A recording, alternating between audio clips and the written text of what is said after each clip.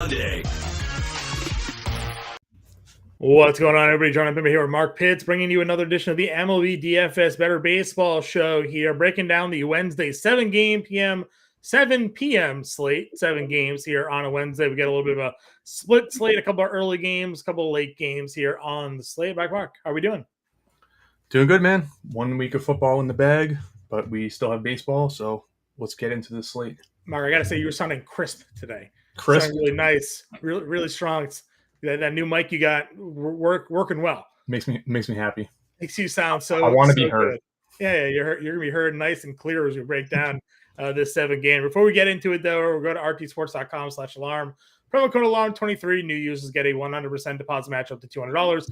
They have their weekly DFS contest open. You can also take part in their DFS pick'em contest there. So get any action over at RT Sports and use promo code alarm23 to get that deposit match today. Over on to the DraftKings main slate here.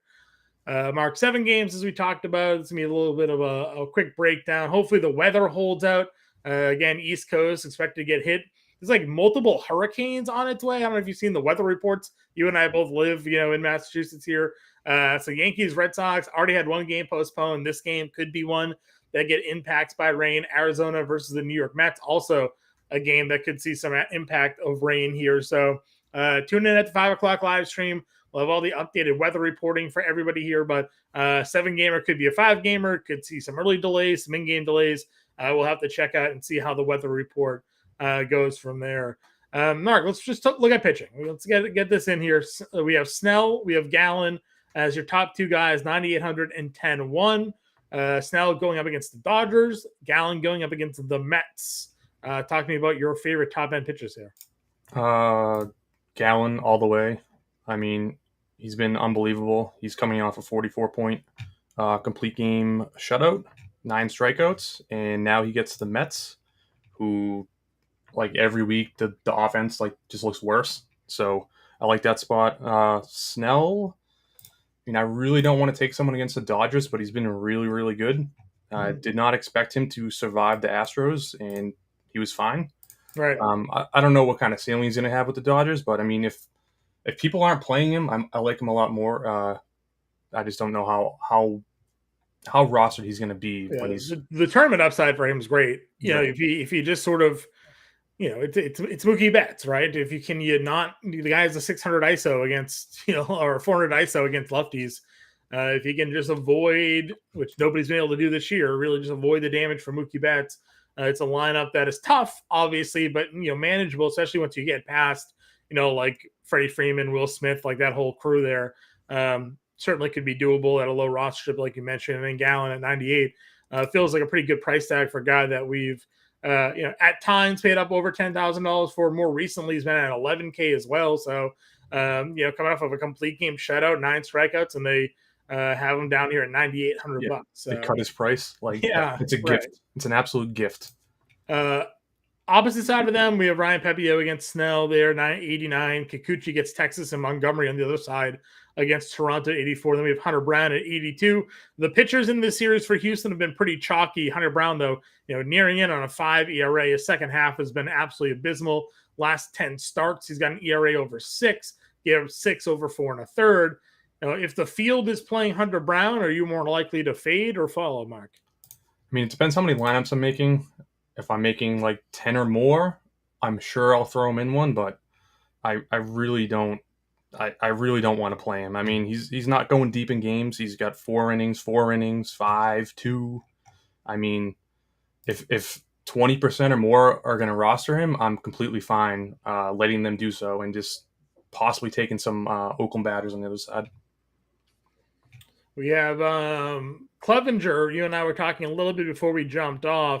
Every other start for him has seemingly been pretty good. 7 shutout against Chicago, 7 1/3 with 10 Ks against Oakland, 7 shutout, 7 Ks against Detroit. But coupled in between there is a Detroit start where he gave up 8 earned, a Seattle start we gave up 4 earned. We rode Kansas City for a little while, but their decline has been pretty apparent here. Does Clevenger feel like a safer play for you on this slate? I do have some interest. I mean, at any point, Kansas City can wake up and just hang 10. We've seen them do it a million times. But, I mean, 7 strikeouts, 10 strikeouts. he's going deep. I mean, it depends what side we get on his performances, but I wouldn't exactly call it safe, but I definitely like it. Like the spot. Yeah, I think the spot is for sure the appealing on a 7 game slate as well. Because again, we're gonna get down to it. There's not like there are slates where there's like very obvious plays that we're like, all right, this is the matchup we want to target. I feel like there are potential flaws for a lot of pitching matchups on this slate here. So trying to pick and choose where maybe the soft spots are, like Hunter Brown feels like a soft spot, but he's kind of sucks. Ty Clevenger feels like a soft spot and he's pitching well, but we haven't loved pitching Clevenger for a lot of this year. It's been more recent. So you get by Clevenger, you have Garrett against Milwaukee. Like maybe, there's a point where we could play lefties against Milwaukee pretty confidently. Tanner Houck against New York. Again, the Yankees aren't really hitting righties. Houck could be a guy at 68. But where else, if anybody on this slate, do you feel comfortable with? That's really it. I mean, Clark Schmidt, he's been up and down, but I'd say his price is fair. I mean, he gets smoked by lefties, and the Red Sox have plenty of those, but there's also weather concerns, so I don't know how confident I'm taking him. But, I mean, compared to everyone else, like, there's few and far between. Clevenger and Brown are, like, SB2s, unless you're double spending. I don't like pretty much anybody below that. Yeah, I feel. I mean, you I'm can't not going take to play Blackburn. I'm not going to play Blackburn. Not going to, not going to. I mean, not going to go Luke Casey. He looked good against St. Louis, obviously. There's a point in time where Luke Casey was actually a pretty okay starting pitcher in his career, but feels like a risk. He's also going against Gallen, so right. No win equity there. Miami's been better against lefties and righties, but like Colin Ray isn't appealing. So I'm with you. There's really not a lot on this slate. It'll be pretty interesting to see which way it goes. And then if weather comes into play and they like knock out Gallen and like knock out this Red Sox Yankees, like I don't know what we're gonna do. Yeah, I mean, at the bottom like 6 guys, I think Schmidt is the only one I could see like having 20 points. I really can't make a case for anyone below him to have 20 fantasy points. Yeah. I mean, listen, the thing is that we talk about, the lefties are the one that do damage to Clark Schmidt. If you look at the Red Sox lineup, they're going to throw 6 lefties at him. Yes. So not a good spot, but not a great spot. No, not at all. Let's get into the catcher and infield positions here. A lot of lefties are on the mound. So like Will Smith against Snell, not a traditional matchup we'd want for Smith, but does hit lefties really well. William Contreras hits lefties really well. Gets Garrett. Mitch Garver hits lefties really well. As you say, Kikuchi here. And then we talked about with Clark Schmidt's issues against lefties, you have Reese McGuire as someone that will hit from the left side. That's been pretty okay. Alejandro Kirk hits lefties well. He gets Jordan Montgomery. So there's a lot of correct split matchups at the catcher position. Yeah, and I find myself just going all the way down to Reese McGuire 2,200. I don't really feel the need to spend up. I mean, Garver, I like Garver a lot, but I mean, you can make a case for Yanni Diaz too. But I think you just spend down and save the money. Yeah, Yanni is probably a good call because he does hit righties actually better than lefties, and we're going up against Blackburn. So I'm probably with you. If I had to pick 2 on the slate, Yanni or Diaz 1, and probably just the punt play down there for Reese McGuire for me. And I guess we'll see what the lineups come out. Maybe Victor Caratini finds his way into a lineup. He's hit lefties pretty well at times. $2,700 could be convinced to go that route as well. Jonah Heim homered yesterday, so yeah, just throwing him out there. He's also an option. Yeah, he is a little bit cheaper. They play both catchers, so they're both going to be in the lineup for sure. At the first base and just in general infield position here, mentioned the lefties. Tristan Casas had 3 hits on the first half of the first half of the double header here, recording while the second game is going on. So we'll see how Casas finishes the evening, but continue to roll out Casas with confidence. Yeah, I love all these Boston bats. It's the weather again. I mean, the game could play, it could not play. If you're not going Casas, I imagine Christian Walker's on your board. Yeah, Christian Walker gets a lefty. He hasn't had a hit in a couple games here, but it's the right side of his splits, and Luke Casey is not great, not amazing. So and he's 4,600. I like that price. Yeah, I would agree with you. The good pivot off of him if Casas isn't in there. Trying to see. I've been playing Abreu again, just getting in that lineup. The RBI totals for him, 15 RBI over the last 10 games. I know, obviously, had his hit streak come to an end on the Monday slate. We'll see how he does during Tuesday's matchup there with JP Sears on the mound, but just be willing to continue to play Abreu while he's hitting well. Sure. I'd also throw out where is he? 27. Garrett Cooper. I mean, I like Pepio. Yeah. But I mean, Garrett Cooper's always 2,700, and I think you can always play him. I don't think it matters if you're looking to spend down. I'm trying to see if there's other values down here. You mentioned Cooper already. I mean, is Gavin Sheets? Prado doing anything? No, Prado's not doing. Yeah, Gavin Sheets is always a home run play against Marsh for sure. Yeah, $2,400. I like that. That's a good call out. I like that one for sure. Let's see. Nothing else that really sticking out to me. Oh, I mean, Bell against Ray. Did you mention him? I didn't. I was thinking Arraez. I don't really ever play the guy, but he's going against Colin Ray, who is allowing, what is it?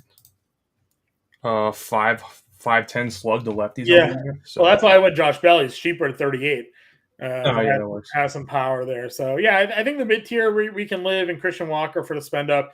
You know, if you wanted to use Freeman or maybe even tempt Vladdy against Montgomery, like you could, but Walker costs his top two spends for me, Bell, Abreu in the mid-tier, and then Sheets for me probably is the punt to catcher at first base, rather. Second base position here, bets against Snell will be popular. Semien against Kikuchi probably. Davis Schneider had some ridiculous numbers against lefty, and he gets Montgomery here. Yeah, they did bump his price up. He's now 5,200. Yeah, but I mean, it's the split. It's split you want 5,200, and I throw Geloff out there, considering how bad Brown has been, and Geloff's been really good against righties on the year. 4,800.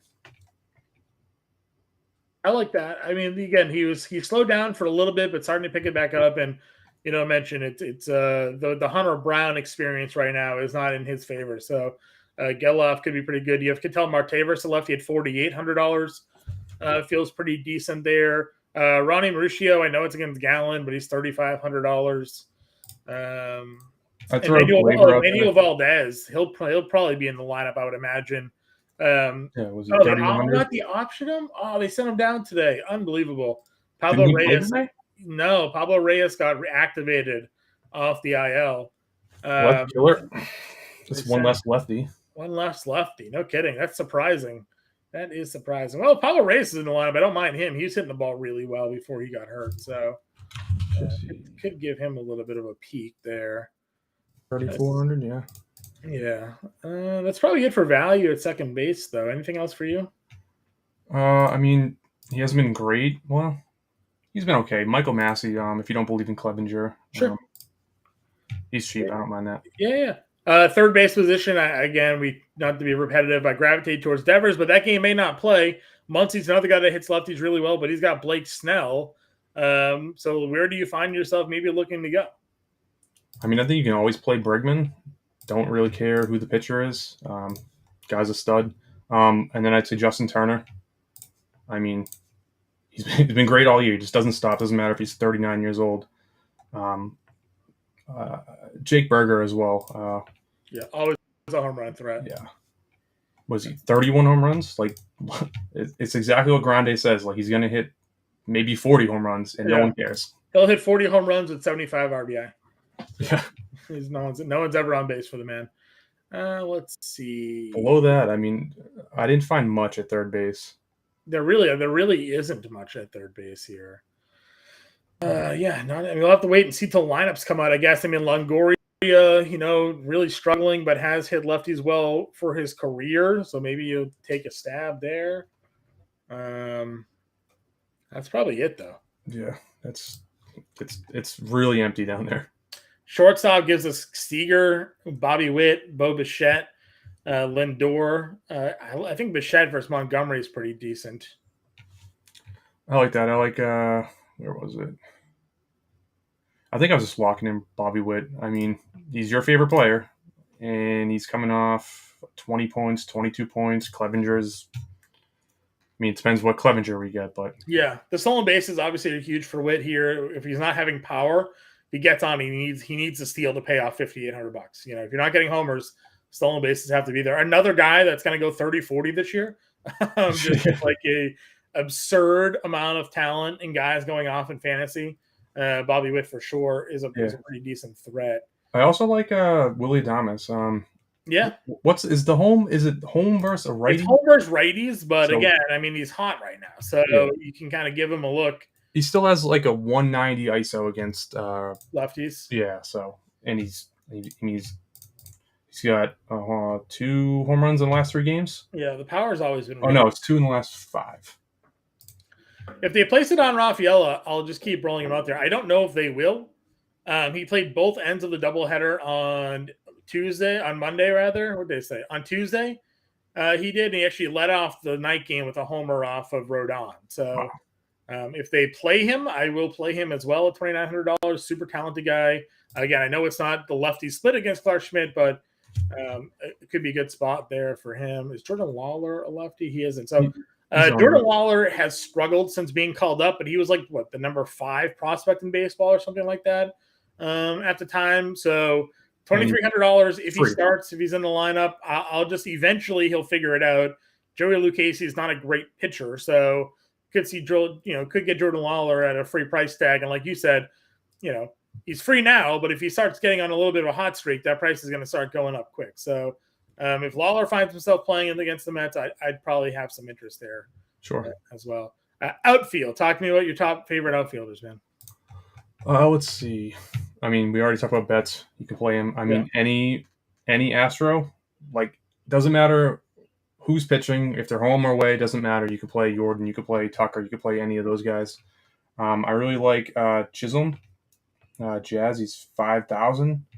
And, I mean, Colin Ray has been really, really bad against lefties. Jazz hasn't been great lately, like last 5 games, but I do like that spot, especially if you're using Bell, a little mini stack there. Yeah, I agree. Jazz is a pretty strong play. Has the power speed combo that we're always looking for.